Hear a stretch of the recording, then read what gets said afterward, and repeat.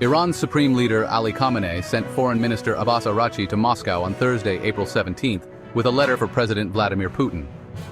The goal was to update the Kremlin on nuclear talks with the U.S., which has threatened military action against Iran. U.S. President Donald Trump has repeatedly warned Iran of bombing and expanding tariffs to countries buying Iranian oil if no agreement is reached on its nuclear program. The U.S. has also deployed more warplanes to the region.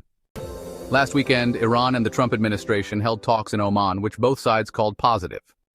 Before a second round of talks in Rome this weekend, Araghchi said Iran's right to enrich uranium is non-negotiable.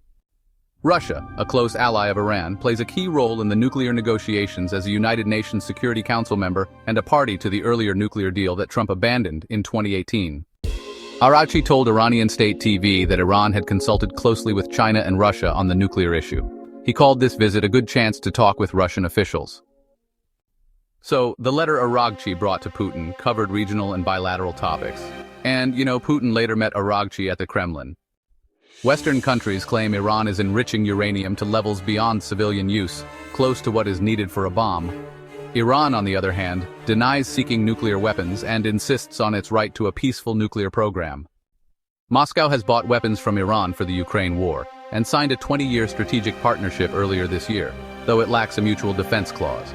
The two were allies in Syria until their partner Bashar al-Assad was ousted in December. Putin has maintained good relations with Khamenei, as both face opposition from the West. However, Russia wants to avoid sparking a Middle East nuclear arms race.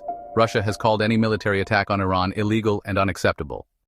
When asked if Russia would manage Iran's enriched uranium under a future deal with the U.S., the Kremlin declined to comment.